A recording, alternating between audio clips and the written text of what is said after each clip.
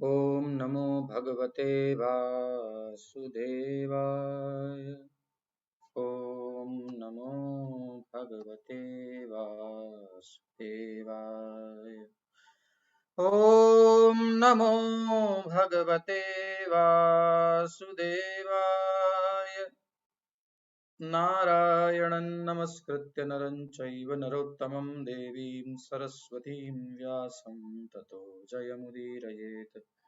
नष्टप्रायेष्वभद्रेषु नित्यं भागवत सेवया भगवत्युत्तमश्लोके भक्तिर्भवति नैष्ठिकी। 16वां श्लोक है। इससे पहले हम 15वें श्लोक को याद कर लें। जुगुप्सितं धर्मकृतेऽनुशासतः स्वभावरक्तस्य महान् विरिक्रमः यद्वाक्यतो धर्म इतीतरः स्थितो न मन्यते तस्य निवारणं जनः। आपने जो किया है उसे लोग नहीं मानेंगे, अपनी मनमानी करेंगे, इसलिए विधि निषेधों को मानेंगे नहीं। आपको जो आपने दिए है, इंद्र तृप्ति का साधन दिया है विधि निषेधों के साथ, ताकि धीरे धीरे विरक्ति हो उनको, वो विधि निषेध करेंगे, साइड में करेंगे, मौज करो, तो गड्ढे में जाएंगे। इसलिए अच्छा नहीं किया। आप नहीं समझते, आप सरलता से दे दिए, लेकिन ये बड़े बदमाश हैं। इनको क्या करना पड़ेगा? बोले सीधा देना पड़ेगा। अच्छा तो ठीक है। विचक्षणोऽस्यार्हति वेदितुं विभोरनन्तपारस्य निवृत्तितः सुखम् प्रवर्तमानस्य गुणैरनात्मनः ततो भवान् दर्शय चेष्टितं विभोः। भगवान कैसे हैं? असीम हैं। केवल वही निपुण व्यक्ति इस आध्यात्मिक ज्ञान को समझने के लिए योग्य है जो भौतिक सुख के कार्यकलापों से विरक्त हो चुका है। तो ये एक कंडीशन है। व्यासदेव जी ने इंद्रिय तृप्ति की बातें बताई। ये चाहिए तो ये यज्ञ करो, ये चाहिए तो ऐसा कर्म कांड करो, ये मिल जाएगा। उद्देश्य था कि किसी प्रकार वेद की क्षेत्र में तो आए, इंद्रिय तृप्ति के बहाने ही आए, और आ करके वेद पूरा पढ़ेंगे तो कोई सा भी संहिता उठाएंगे तो वेद का अंतिम भाग होता है उपनिषद। बुक पढ़ते पढ़ते इंटरेस्टिंग, शुरू में इंद्र तृप्ति की बातें पढ़ते पढ़ते जब वो लास्ट पेज में धीरे धीरे वैराग्य की बातें आएंगी, उसमें संसार व्यर्थ है, किसी कारण का नहीं है, इसमें भोगों में कुछ रखा नहीं है, और धीरे धीरे विरक्त होते होते, वो क्लियर होते होते, और वो लास्ट अध्याय में पहुंचेंगे जो कि उपनिषद कहलाता है, वेद का अंतिम भाग कहलाता है, वेदांत।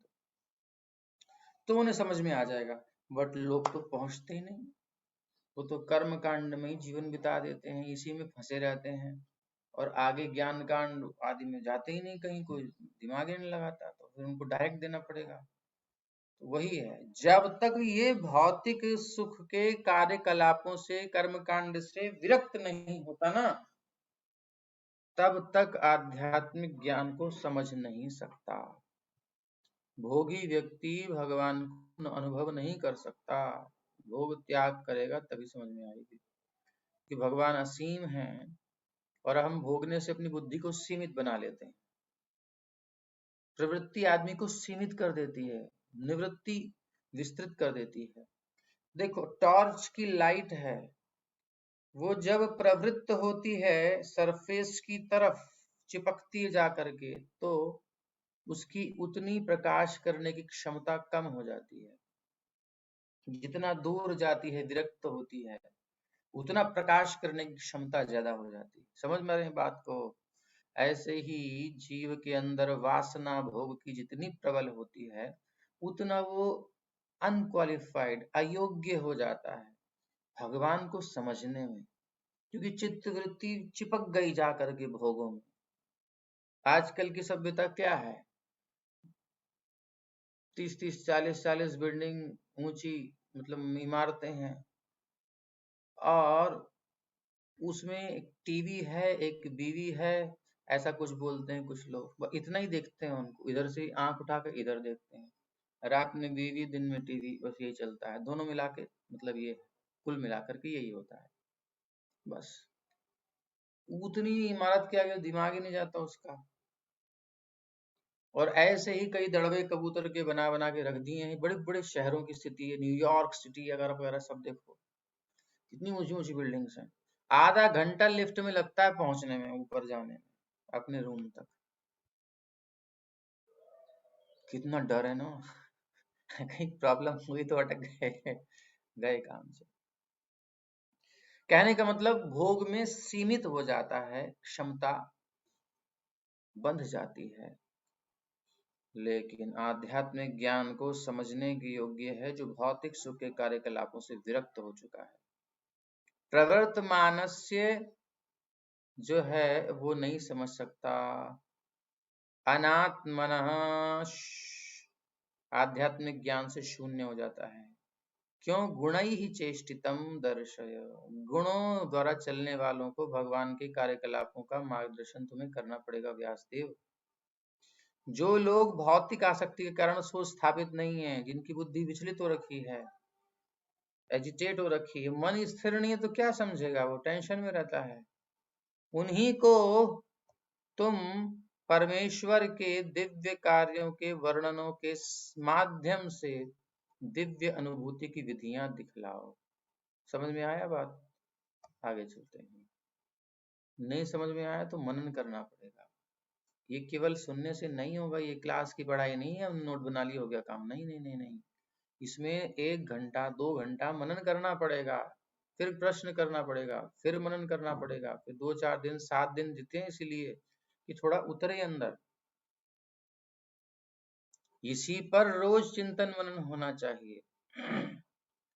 तो तात्पर्य पढ़िए जय श्री जी। फिर जिसको पढ़ना है लाइन से आ जाए। ठीक है फिर। जी जी प्रभु जी। तात्पर्य: ईश्वरीय विद्या का विज्ञान कठिन विषय है, विशेष रूप से जब उसमें भगवान के दिव्य स्वभाव का वर्णन हो। यह ऐसा विषय नहीं है जिसे भौतिक कार्यों में आध्यात्मिक आसक्त रहने वाले व्यक्ति समझ सके। केवल वे आसक्त रहने वाले अत्यधिक आसक्त रहने वाले व्यक्ति समझ सके। केवल वे ही इस महान विज्ञान का अध्ययन कर सकते हैं जो आध्यात्मिक ज्ञान के अनुशीलन द्वारा भौतिक कार्यों से प्रायः निवृत्त हो चुके हैं। भगवत गीता में स्पष्ट कहा गया है कि हजारों लाखों व्यक्तियों में से कोई एक व्यक्ति ऐसा होता है जो दिव्य अनुभूति में प्रवेश करने का अधिकारी होता है, और ऐसे हजारों स्वरूप सिद्ध व्यक्तियों में से कुछ ही व्यक्ति इस विशेष ईश्वरीय ज्ञान को समझ सकते हैं जिसमें ईश्वर को पुरुष रूप में वर्णित किया जाता है। अतएव नारद श्री व्यास देव को प्रत्यक्ष उपदेश देते हैं कि वे भगवान की दिव्य लीलाओं को बताते हुए ईश्वर के विज्ञान का वर्णन करें। तो पहली लाइन है ईश्वरीय विद्या का विज्ञान। ज्ञान और विज्ञान में क्या अंतर है? ज्ञानम तेहम सविज्ञानम। भगवान गीता में कह रहे हैं ज्ञानम तेहम सविज्ञानम इदम वक्ष्याम्य शेषतः। ज्ञान मतलब नॉलेज जो भी है आपकी, और विज्ञान मतलब उसकी अनुभूति। शाब्दे परे च निष्णातम ब्रह्मण्युपशमाश्रयम्। तो ईश्वरीय विद्या, संसारी विद्या नहीं, ईश्वरीय विद्या का अनुभव या विज्ञान, अनुभूति कठिन विषय है, क्योंकि इसमें उतरना पड़ेगा, संसार का होम करना पड़ेगा, स्वाहा। विशेष रूप से जब उसमें भगवान के दिव्य स्वभाव का वर्णन, तब तो और कठिन है। क्योंकि ये फिलॉसफी समझना एक तरीके से आसान है कि ये सब नश्वर है, भगवान नश्वर से परे हैं। जो भी नश्वर है वो नित्य है, ये अनित्य है। दोनों में भेद करना आसान है। एक दृष्टिकोण से नित्य नित्य का चिंतन होता है उपनिषद आदि में, लेकिन अब भगवान जो हैं वो एक व्यक्ति हैं, फिर उनका स्वभाव है, फिर उनका प्रभाव है, उन्हें कैसे समझेंगे? तो भगवान का स्वभाव, इसलिए बड़े बड़े वेदांती फेल हो जाते, कहते हैं ऐसे कैसे हो सकता है? मतलब भगवान तो गुणों से परे हैं, भगवान तो इन सब भौतिक धारणाओं से परे हैं, उनके अंदर ये फीलिंग कैसे आती है? एक भक्त के लिए दौड़ पड़ते हैं, उनको भी सुख दुख का मतलब एक भक्त की राजी नाराजी होती है। गोविंद देव जो हैं, खेलते हुए सखा जो है, सखा साथ खेलते खेलते गोविंद कुंड से पहुंच गए अंदर, घुस गए जाकर के ऑल्टर में, और गोविंद सखा जो बाहर कह रहा है पर निकल बाहर। गुसाई जी कह रहे हैं अंदर कहाँ जा रहा है? बोले नहीं, वो खेल की दाव दे करके नहीं गया। बोले ये क्या मतलब है? समझ में नहीं आती बात, ये क्या हो रहा है? ठाकुर जी अपनी चोरी कर लेते हैं, बर्तन लेकर के पहुंचा दिए किसी भक्त के पास, अब उसको डंडे पड़ रहे हैं, ये क्या हो रहा है भाई? कटहल चुरा रहे हैं जगन्नाथ जी, हद हो गई। जिसकी सृष्टि है वही चुरा रहा है, माधव दास जी को डांट पड़ रही है, ये क्या हो रहा है? बड़ा टेढ़ा मेढ़ा हिसाब किताब है। ये समझना फिर भी आसान है कि ब्रह्म सत्यम जगन मिथ्या, जगत अनित्य है, ये नश्वर है, ब्रह्म नित्य है, शाश्वत है, ठीक है। अब वो ब्रह्म उसके अंदर भी जाकर के, उसके अंदर भी ये होता है, राजी नाराजी होती है उसकी। अगर राजी हो गए तो आनंद आ गए, नहीं तो गुस्सा हो गए तो फिर देख लेना। उनका स्वभाव है अपना, मूड है उनका, तो वो कैसा है वो समझना तो बड़ा कठिन है।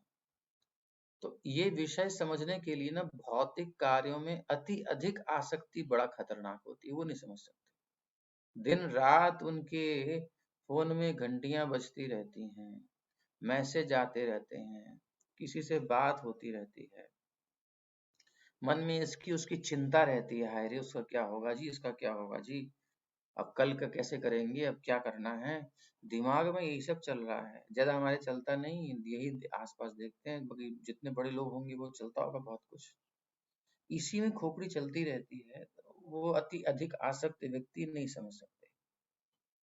केवल वो ही इस महान विज्ञान का अध्ययन कर सकते हैं, ये महान विज्ञान है, साधारण विज्ञान नहीं है, इसलिए सब नहीं आ सकते, ध्यान रखिए।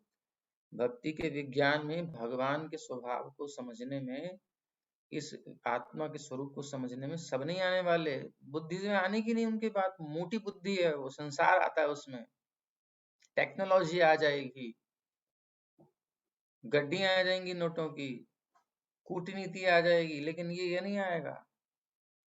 तो वही महान अध्ययन कर सकते हैं विज्ञान का, जो आध्यात्मिक ज्ञान के अनुशीलन द्वारा भौतिक कार्यों से प्रायः निवृत्त हो चुके हैं। 100% तो निवृत्त नहीं हो सकते, क्योंकि शरीर है ना, तो खाना पड़ेगा, सोना पड़ेगा, थोड़ा बातचीत चलेगा संसार, लेकिन इतना इन्वॉल्वमेंट नहीं चाहिए, थोड़ा नेसेसरी, जितना जरूरी है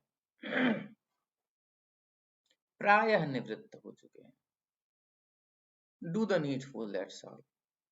बाकी किसी के मनावन में नाराजगी है, होते रहो भाई, ज्यादा नहीं है हमारे पास टाइम। हम चल रहे हैं, भजन कर रहे हैं, तुम्हें समझना चाहिए, थोड़ी है तुमको मनाते रहेंगे भजन छोड़ के भगवान को। तो भगवत गीता में स्पष्ट कहा गया है कि हजारों लाखों व्यक्तियों में से कोई एक व्यक्ति ऐसा होता है जो इसमें एंट्री करने के लिए एलिजिबल होता है, अधिकारी होता है। और ऐसे योग्य जो होते हैं, मतलब उनकी कंडीशन संसार की सिमट गई, जिन्होंने अपने आप को सीमित कर लिया है, इन्वॉल्वमेंट ज्यादा नहीं है, वो अधिकारी हैं और तैयार हैं। तो ऐसी तैयारी के साथ जब कोई उतरता है, तो उन उतरने वाले हजारों व्यक्तियों में से कोई कुछ ही व्यक्ति उस विशेष ईश्वरीय ज्ञान को समझ सकते हैं, जो समझ गए कि हम एक्चुअली संसारी नहीं है, भगवान के अंश है, हमारा काम उनको समझना, उनकी सेवा करना है, उनके स्वभाव को जानना है। तो वो उसमें लगते हैं, स्वरूप उनको पता चल गया है, बट अभी अनुभव नहीं है। तो फिर वो ज्ञान को समझने का प्रयास कैसे करेंगे? हजारों में से कोई एक उसको समझ पाता है, जिसमें ईश्वर को पुरुष रूप में वर्णित किया गया है। ब्रह्म ज्ञान हो जाना आसान है, परमात्मा ज्ञान फिर भी आसान है, बट भगवत ज्ञान ये और कठिन है, क्योंकि जिस रूप में हम पढ़ते हुए आ रहे हैं, अशब्दमस्पर्शमरूपमव्ययं तथा रसं नित्यमगन्धवच्चयत् अनाद्यनन्तं महतः परं ध्रुवं निचाय्य तन्मृत्युमुखात् प्रमुच्यते।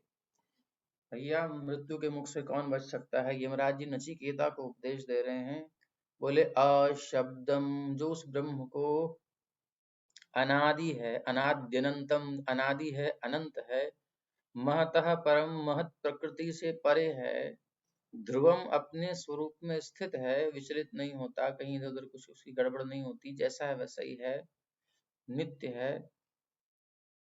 तो और कैसा बोले अशब्दम, वहां कोई शब्द नहीं पहुंच सकता जो हमारा प्राकृत शब्द है। अस्पर्शम, कोई स्पर्श नहीं है वहां। अरूपम, कोई रूप नहीं है। अव्ययम, अरसन है, रस नहीं है। नित्यम, अगंधवत, कोई गंध नहीं, अब न शब्द है, न रूप है, न स्पर्श है, न गंध है, न शब्द रस स्पर्श रूप रस गंध, कुछ भी नहीं है। अनादि अनंत। अब ये सब चीजें इतनी समझ लो कि संसार में जो है वो सब नहीं है, कुछ और ही है। ना इति, जो दिख रहा है सो नहीं है, से परे ही है, जो अनुभव में आ रहा है उससे परे। ठीक है, ये हो गया। है कठिन, लेकिन फिर भी ये कुछ समझ में आ सकती है। लेकिन फिर जब कहते हैं कि उसका शब्द भी है, वो बोलता है, श्री भगवान उवाच, और अस्पर्शम, जिसका स्पर्श नहीं हो सकता उसे सखियां ग्वाल बाल स्पर्श करते हैं, कहते हैं बड़े कोमल हैं। बड़े कोमल चरण है ठाकुर जी के, हैं। और जिसका रूप नहीं बताया गया, वो सुंदर रूप है उसका, बिल्कुल बड़ा सुंदर तमाल नीलम रूप है उनका। और अव्ययम, उनको थकान भी होती है, उनके चरण दबाए जाते हैं, व्यय होता है, उनकी ऊर्जा का क्षय होता है। और अरसन, कोई रस नहीं है भैया, वो तो रसई स्वरूप है, सारा रस पिला रहे हैं बांसुरी से, और पीते भी हैं। सखा कहते हैं कन्हैया वाह वाह वाह, क्या बढ़िया लड्डू बनाए, मैया ने बना के भेजो, अरे आहा हा, आनंद आ गया। ला खिला मोगू में, मेरे तो खा लियो तो है ही ना, मेरे पास खत्म है, आ गया। अरे मुंह खोल के मुंह से निकाल लेते हैं, इतना टेस्टी है, मुझे नहीं दिया तूने। रस भी लेते हैं।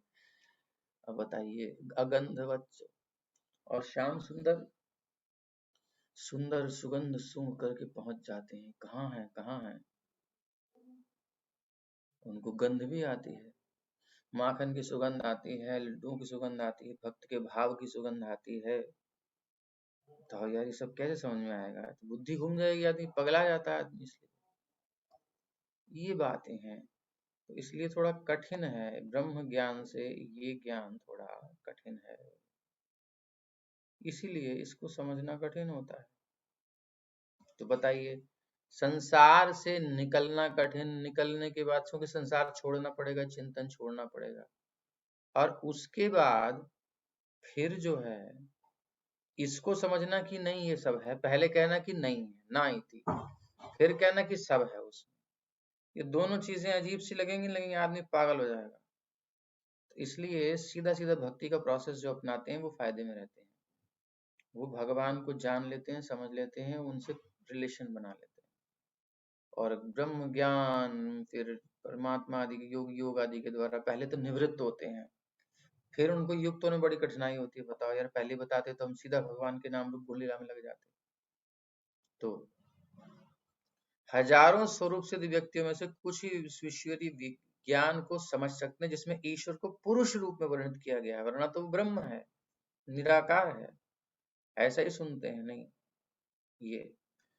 इसलिए नारद जी व्यास देव जी को प्रत्यक्ष उपदेश दे रहे हैं कि भगवान की दिव्य लीलाओं को बताते हुए ईश्वर के विज्ञान का वर्णन करो, ताकि डायरेक्ट लोग भगवान से कनेक्ट कर सकें कि इनका रूप है लेकिन भौतिक रूप नहीं है, इनका नाम है लेकिन भौतिक नाम नहीं है इनका, ये बोलते भी हैं लेकिन भौतिक शब्द नहीं होते हैं, ऐसे सब चीजें हैं, लेकिन ये प्राकृत नहीं है। अप्राकृत है, वहां भी कुछ है, जीरो मत बना देना, शून्यवादी मत बन जाना। दारा जी करें डायरेक्ट बताओ उनको, कृष्ण के प्रति आकर्षण हो उनका। तो अब जिन्होंने हैंड रेस किया है वो पढ़ें। हरे कृष्णा प्रभु जी, दंडवत प्रणाम। मैं पढ़ूं? पढ़िए पढ़िए।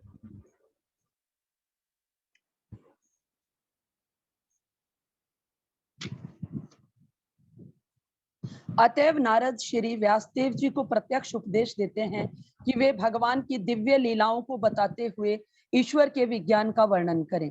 व्यासदेव स्वयं इस विज्ञान में पटु हैं और वे भौतिक भोग से विरक्त हैं, अतएव वे इसका वर्णन करने के अधिकारी व्यक्ति हैं और उनके पुत्र शुकदेव गोस्वामी उनसे इसे ग्रहण करने के लिए सही व्यक्ति हैं। श्रीमद् भागवत सर्वोत्कृष्ट ईश्वरीय विज्ञान है, अतएव यह जन सामान्य पर औषधि का सा प्रभाव दिखा सकता है। क्योंकि इस ग्रंथ में भगवान की दिव्य लीलाएं हैं, अतः भगवान तथा इस ग्रंथ में कोई अंतर नहीं है। यह ग्रंथ भगवान का साहित्य अवतार है। इस तरह निपट साधारण जन भी भगवान की लीलाओं का वर्णन सुन सकते हैं। इससे वे भगवान का सानिध्य प्राप्त कर सकते हैं और इस तरह क्रमशः भवरोग से शुद्ध हो सकते हैं। यही नहीं, पटु भक्तगण ऐसी नवीन विधियां निकाल सकते हैं जिनसे वे देश तथा काल के अनुसार अभक्तों को बदल सकें। भक्ति में जैसे कि प्रभुपाद जी ने किया। बस माता जी, हो गया। तो अब व्यासदेव जी से क्यों कह रहे हैं नारद जी? क्योंकि इसकी क्वालिफिकेशन क्या है? हमने देखा था पीछे, भौतिक भोग से जो विरक्त हों वो ही इसको समझ पाएंगे। तो व्यासदेव जी तो भौतिक भोग से विरक्त हैं ही, वो बद्री वन में रहते हैं, तपस्या करते हैं, तो विरक्त हैं। और इसका वर्णन कर स्वयं विज्ञान में पटु भी है, यानी उनको भगवान, तो भगवान का अवतार भगवान ही है साक्षात, तो फिर भी, और भक्त रूप से भी देखें तो उनको भगवत अनुभूति है, इसलिए वो इसका वर्णन करने के अधिकारी व्यक्ति हैं। तो हमें किससे सुनना है? ये नहीं कि मार्केट से कोई भी जो है वीडियो ले लिया या फिर कोई भी बुक उठा के पढ़ना शुरू कर दिया। नहीं नहीं नहीं, नारद जी को व्यासदेव जी को समझाने की जरूरत ही क्या थी? बहुत से व्यक्ति हो सकते हैं ऐसे, तो कोई भी भगवान की लीला इमेजिनेशन करके कर दे काम। इमेजिनेशन नहीं है ये, तो तुम प्राकृत गुणों में अटक जाओगे। इसलिए अधिकारी के पास जाना पड़ेगा। टिकट तो कोई बना देगा, कॉपी करके प्रिंट करके दे देगा, लेकिन जब टीटी के पास पहुंचेगा तो पकड़ा जाएगा। ऐसे ही ओरिजिनल टिकट जब तक हम नहीं लेंगे ना, तो नकली टिकट मार्केट में बहुत देने वाले फ्रॉड घूम रहे हैं, उनके चक्कर में पड़ेंगे तो जाएंगे, फिर बाद में पता चलेगा तो धोखा हो गया। अधिकारी व्यक्ति और उनके पुत्र सुखदेव गोस्वामी उनसे इसे ग्रहण करने के लिए सही व्यक्ति हैं। अधिकारी से लेना है हमें। अधिकारी नहीं होगा, या कोई अधिकारी नहीं है तो बन जाए, उसमें क्या है? सिंपल परंपरा में ही आने वाले ग्रंथों को पढ़ना है, परंपरा से प्रमाणित ग्रंथों को ही पढ़ना, आगे नहीं पढ़ना कुछ, खत्म बात। काय को रिस्क लेने का? श्रीमद् भागवत सर्वोत्कृष्ट ईश्वरीय विज्ञान है। अब सबसे ऊंचा विज्ञान कौन सा है? सर्वोत्कृष्ट। भगवान की लीलाओं का वर्णन सुनना है, ठीक है, तो मार्केट में कहीं मत जाओ। परंपरा से आती हुई बुक कौन सी है? सर्वोत्कृष्ट ईश्वरीय विज्ञान कौन सा है? श्रीमद् भागवत। बस हो गया। अतः भी जन सामान्य पर औषधि का सा प्रभाव दिखा सकता है, जैसे दवाई खाते ही और जो है रोग दूर होता है, ऐसे क्योंकि इस ग्रंथ में लीलाएं हैं भगवान की, और वो लीलाएं प्रामाणिक हैं। व्यासदेव जी दर्शन करके, प्राकृत नहीं अप्राकृत चेतना में भगवान का अनुभव करके, समाधि में, जागृत स्वप्न सुषुप्ति छोड़ करके समाधि में दर्शन कर रहे हैं भगवान का, उस प्लेन में जाकर दर्शन कर रहे हैं, फिर उसको यहाँ इंपोर्ट करके ला रहे हैं और यहाँ रचना कर रहे हैं, तो एज इट इज लेके आए। और सामान्य कवि तो ऐसे बहुत सारे बना सकता है, चिंतन करके भगवान के बनाते हैं, उसमें कुछ रिजल्ट नहीं आएगा। तो इसलिए भगवान में और उनके ग्रंथ में कोई अंतर नहीं। भागवत में ग्रंथ भगवान का साहित्यावतार है, भगवान ही साहित्य के रूप में अवतरित है। इस तरह निपट साधारण जन भी, यानी इस प्रकार से बिल्कुल सिंपल साधारण लोग भी भगवान की लीलाओं का वर्णन सुन सकते हैं, प्रामाणिक वर्णन सुन सकते हैं। और जब वर्णन सुनेंगे तो जिसका वर्णन सुन रहे हैं वो उसी रूप में वही तो है जिसका वर्णन है, उनमें अंतर नहीं है। इसलिए उनका एसोसिएशन पा रहे हैं, उनका संग पा रहे हैं, यानी कृष्ण के साथ हैं।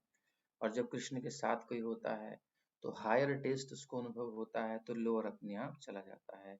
तो जो भाव रोग है, जन्म मृत्यु जरा व्याधि भोगने के कारण, इच्छा के कारण होता है, वो भोग इच्छा समाप्त होती जाती है और वो शुद्ध होता जाता है। यही नहीं, पटु भक्तगण जो परफेक्ट हैं, निपुण हैं, और नई नई विधियां निकालते हैं कि कैसे भक्त भगवान की भागवत से जुड़े, उनके नाम से जुड़े, प्रैक्टिकल करने का प्रयास करते हैं। ठीक है, तो अब मीरा जी पढ़िए। भक्तिमय गतिशील सेवा प्रक्रिया है और पटु भक्तगण भौतिकतावादी जनता की मंद बुद्धि में इसे प्रविष्ट कराने की कोई सरल विधि निकाल सकते हैं।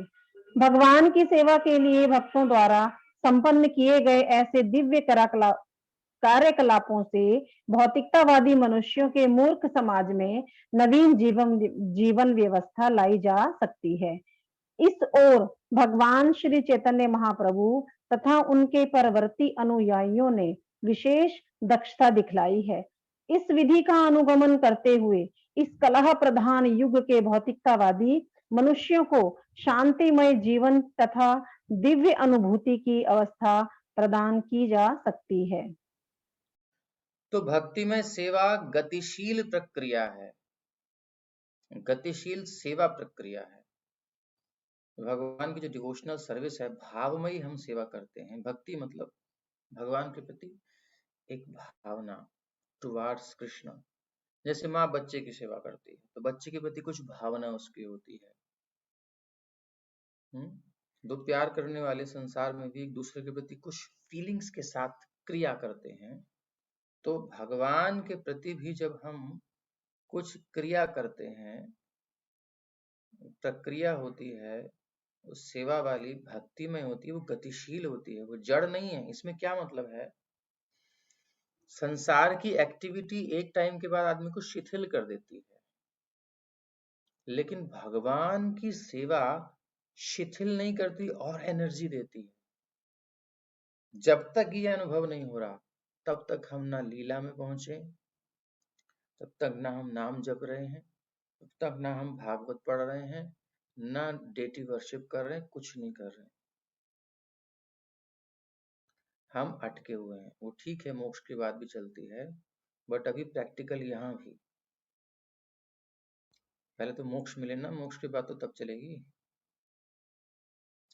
भक्ति में सेवा गतिशील प्रक्रिया है, संसारी सेवा जड़ प्रक्रिया है। आदमी संसार में कोई भी सेवा करते करते थक जाता है, लेकिन जो भगवान की सेवा है, भक्ति में सेवा है, वो गतिशील है, उसमें ऊर्जा और आती है, उसमें ऊर्जा और आती है। जब तक ये अनुभव नहीं हो रहा तब तक समझ लो हम प्राकृत धरातल पर सेवा कर रहे हैं, अभी उसको अचीव कर नहीं पाए हैं, नाम को पकड़ नहीं पाए हैं, रूप को पकड़ नहीं पाए, भगवान के गुणों को पकड़ नहीं पाए, उनकी जो वर्शिप सेवा जो भी कर रहे हैं वो कर नहीं पाए। अभी प्रयास कर रहे हैं पहुंचने का उस प्लेन में, उस स्तर पर, उस चेतना में। जब वहां हम अचीव कर लेंगे, पकड़ लेंगे, अपनी चेतना का स्तर उठ जाएगा तो गतिशील अनुभव होगा। बहुत फास्ट है, बहुत फास्ट है। मतलब आप कहोगे इतना इतना इतना फास्ट, मतलब कभी सोच ही नहीं सकते थे। क्योंकि शरीर जड़ है, मन जड़ है, बुद्धि जड़ है, ये रोकती है, ये ब्रेक लगाती है हमारी सेवाओं में। लेकिन जैसे ही स्पिरिचुअल प्लेटफॉर्म पर आते हैं, आध्यात्मिक स्तर पर, एकदम अनंत ऊर्जा हमारे पास होती है। अनंत के अंश तो अनंत से जुड़ करके अनंत ऊर्जा पाएंगे ना, तो कभी नहीं थकता, कभी कुछ नहीं होता। एक गतिशील प्रक्रिया है, अहाइतुक्य प्रतिहता, कॉजलेस है, रुकती नहीं है। और पटु भक्तगण यानी निपुण भक्तगण भौतिकतावादी जनता की मंद बुद्धि में, मंद बुद्धि मतलब उन्हें समझ में नहीं आता ऐसे कैसे हो सकता है यार, आदमी इतना करता है। जैसे कि हमसे भी कहते हैं प्रभु जब थक जाते होंगे तो आप, हाँ ठीक है अभी थकते हैं क्योंकि शारीरिक धरातल पर हैं। लेकिन जो डिवोटी होते हैं वो नहीं थकते, वो बॉडी से परे होते हैं, जो उसमें स्थित हो जाते हैं। तो मंद बुद्धि है हमारी, मंद बुद्धि, संसारी बुद्धि, संसारी हिसाब से हम गणित लगाते हैं, जैसे यहाँ होता है ऐसे वहां होता होगा। नहीं नहीं नहीं, ये अलग है, ये प्लेटफॉर्म नहीं है। इस गणित से मत चलना भगवान की सेवा में, टाइम लेकर के या इतना एनर्जी लग जाएगा, इतना वो ये सब कंज्यूम होगा, कुछ नहीं होता वहां, और सब बढ़ता जाता है। दिन दिन बढ़त सवायो पायो जीवन नाम रत्न धन पायो। तो मंद बुद्धि है हमारी, इसलिए इसमें घुसाने के लिए कोई सरल विधि निकाल सकते हैं। वो भक्तों के कार्य प्रभुपाद ने कैसे कैसे दिया। भगवान की सेवा के लिए भक्तों द्वारा संपन्न किए गए ऐसे दिव्य कार्यकलापों से भौतिकतावादी मनुष्यों के मूक समाज में नई जीवन व्यवस्था लाई जा सकती है। यानी जो जड़ता है वो उसमें आनंद आ जाएगा। जैसे हिप्पीज प्रभुपाद जी गए थे, बिल्कुल मरे हुए, नशा कर रहे हैं, सेक्स कर रहे हैं, क्या क्या दुनिया भर की चीजें पड़े हुए, डल ठंडे, समाज से बहिष्कृत। प्रभुपाद गए, सब नाचने लगे, उछलने लगे, बोले कुछ नहीं चाहिए नशा, कोई गर्लफ्रेंड बॉयफ्रेंड नहीं, नो टेंशन नो वरी, जपो Hari Hari, stay high, slogan दे दिया, स्टे हाई। नशा करके हाई होता है लेकिन फिर नीचे आता है, लेकिन कृष्ण कीर्तन करके high, stay for ever high, ऐसी ऊर्जा आती है। तो ये महाप्रभु उनके अनुयायियों ने दक्षता दिखलाई है, जिसमें श्री प्रभुपाद जी प्रमुख हैं, हमारे सामने जो आए हैं, और उनकी कृपा ही सब बांट रहे हैं। इस विधि का अनुगमन करते हुए इस कलह प्रधान युग के भौतिकतावादी मनुष्यों को शांति में जीवन और दिव्य अनुभूति की अवस्था प्रदान की जा सकती है। तो raise your consciousness up to Krishna, ठीक है, दिव्य धरातल तक अपनी चेतना को उठाइए। व्यास देव जी ने इसीलिए श्रीमद् भागवत प्रदान की है। तो एक बार रिकैप कर लेते हैं पीछे।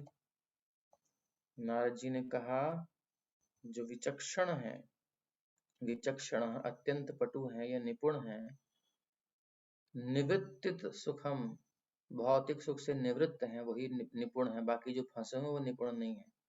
अस्य विभो, इस वो व्यक्ति, विभो अनंत पारस्य, भगवान के असीम दिव्य ज्ञान को जानने के लिए योग्य है।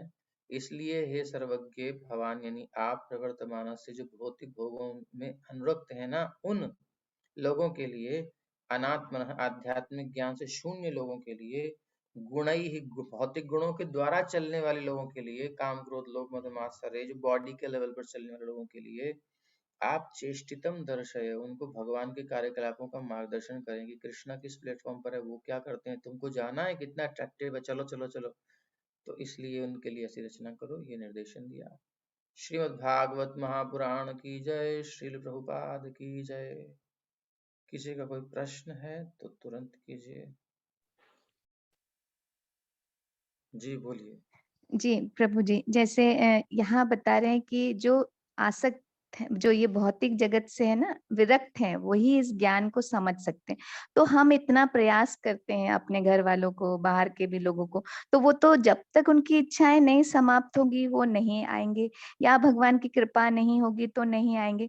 तो हमको बस सिर्फ इतना कर्तव्य के हिसाब से बोलना चाहिए कि हाँ ये यहाँ जाओ। जैसे प्रभुपाद जी तो एकदम युक्ति लगानी पड़ेगी, यही लिखा है ना, हाँ विभिन्न जी जी युक्तियां लगा करके, तो कैसे उनको इंटरेस्ट हाँ क्रिएट कराएं, तो इसलिए कई उपाय कर सकते हैं, जैसे जी कि भक्त छोटे लोग करते रहते हैं अलग अलग जी तरह। जी जी। पर हमको बहुत ज्यादा खींचना नहीं है प्रभु जी, उसमें फिर हमारा चिंतन तो खराब होता है ना हाँ, फिर। ज्यादा नहीं खींचना, जितना हमारी जी क्षमता है ना, क्षमता देख करके काम करना चाहिए।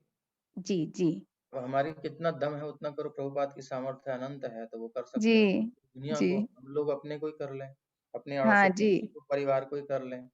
जी लेकिन ये भी है कि हम्म जब तक हम अपनी क्षमता लेकर चलते हैं तब तक हम अपनी क्षमता से करें, लेकिन जब हम भगवान पर निर्भर हो जाते हैं तो वो हम्म क्षमता देते हैं, हम्म वो ठीक निर्देशन देते हैं, फिर आपकी टेंशन खत्म, जी जी वो ठीक गाइड ठीक करेंगे ना। हाँ बिल्कुल लाइन उधर से आ गई ना, फिर अपना है ही नहीं बीच में, तो एनर्जी लॉस, हाँ इंटेलिजेंस हाँ नहीं है, क्योंकि सप्लाई परम अनंत है। जी बात ये है कि हम किस प्लेटफॉर्म पर हैं उतना ही कर पाएंगे। ठीक ठीक प्रभु ठीक ठीक है। हरे कृष्ण दंडवत प्रणाम। है। प्रभु जी हम यही पूछ रहे थे कि अब जो जैसे हम लोग तो डेफिनेटली अभी उस लेवल पे आए नहीं, लेकिन कोशिश जरूर करते हैं प्रभु जी कि अगर घर में जैसे घर में हम लोग कैसे इन्वॉल्व होना चाहिए। हम यही चाह रहे हैं कि जैसे अगर कोई, हम चाहते हैं कि हाँ वो लोग को भी, आप जैसे उस दिन बता रहे थे कि किसी तरह से भी उन लोग को इसमें इन्वॉल्व करना चाहिए, कृष्ण भावना भावित में।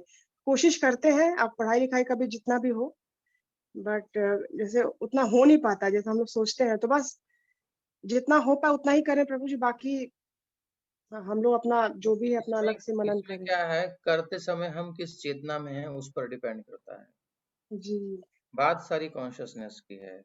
जी कृष्ण जी प्रभु जी कॉन्शियसनेस तक लेके जाना है, जी कौन कितना लेके जा पाया है उतना ही कर पाएगा।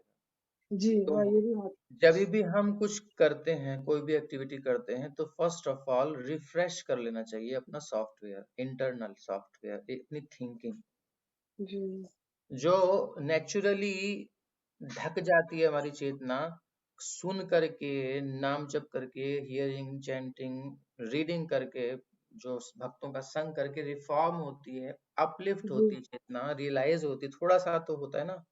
जी तो यही रिफ्रेशमेंट होता है। जब भी हम किसी को कुछ बोलें, जब भी हम कोई डिसीजन लें, जब भी हम किसी को कोई इंस्ट्रक्शन दें, कुछ भी करें, जी इंटरनली सॉफ्टवेयर को एक बार रिफ्रेश कर लो कि I am not this body, मैं ये शरीर नहीं हूँ, जी मैं आत्मा हूँ और कृष्ण से मेरा संबंध है। ऐसे ही वो भी आत्मा है जिससे मैं बात कर रही हूँ या कर रहा हूँ, शारीरिक चेतना में है। तो जी हमें ऐसा कुछ करना है कि वो close to Krishna, close to service of Krishna, भगवान की सेवा के निकट जा पाए, उस हिसाब से भौतिक गतिविधि बतानी है।